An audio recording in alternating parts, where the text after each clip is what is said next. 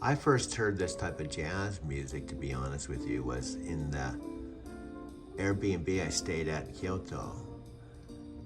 It was wonderful. They had this jazz playing down to the main community room.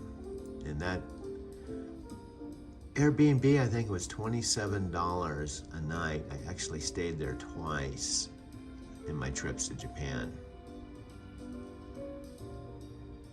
So, one cool thing is I did take a lot of photos and videos when I was in Japan. However, I didn't know how to edit. I really just kind of took some photos and used my iPhone, but at least I have the memories to look back on because I did so. Now that it's been 5 years since I made my first trip, and about 3 years since I've been in Japan because I came back on December 18th, 2019. Went back to work for night transportation about mid-January, but I didn't know COVID was gonna hit. I did not know that I would not go back to Japan like I had been doing the following spring, and then the following fall, and then the following spring, because COVID hit. And it changed everything in the world, including my own world, because I have not been to Japan now since that last trip where I was there 2 full months.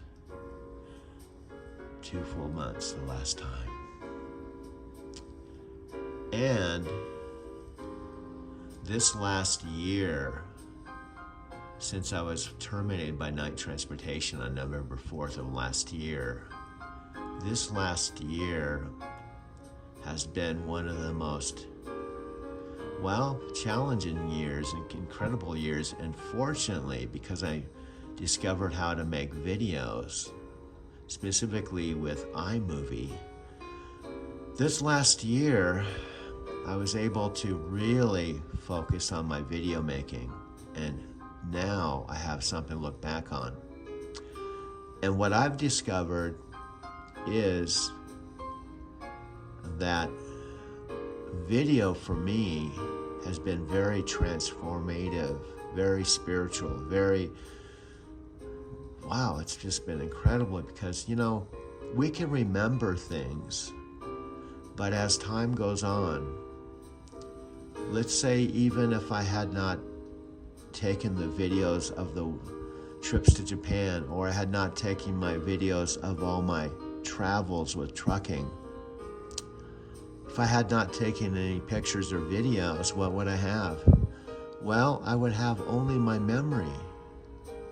And then here's the key point that I discovered, my main takeaway. One of my main takeaways is, if I wanted to share my life with someone, I could share it like we normally all do, with conversation and memory,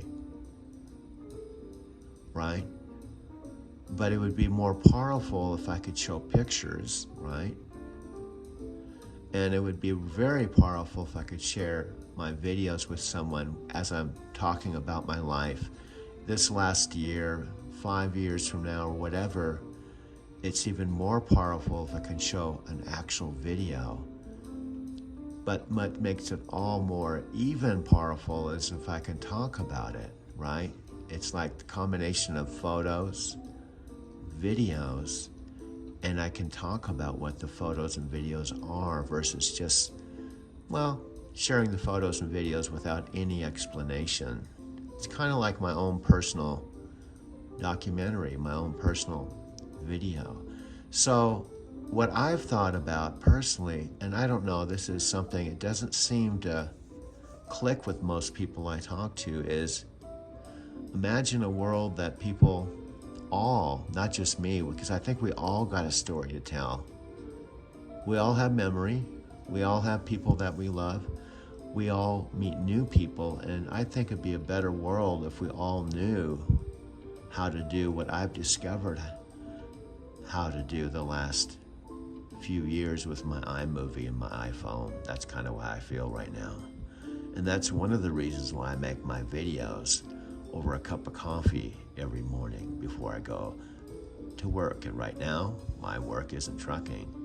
It's Lyft here in Colorado. That's my job. Well, dude, it's not a job anymore. I know. Well, it's my source of income. But because I'm no longer an employee, I work my own hours. And I'm just kind of figuring out, and it's seasonal now that I'm in Colorado where there's a winter. In Encinitas, there's not really much of a winter. It does get colder, the days get shorter. So if I was doing Lyft in California, it would be a whole nother scene in the winter. So who knows, maybe down the road I'll figure out a way that I can do Lyft here in Colorado and Lyft in Encinitas in the winter. I don't know, but we'll have to figure that out later. For now, let's start this video on October 5th, 2022, very early in the morning, over a cup of coffee here in Denver, Colorado.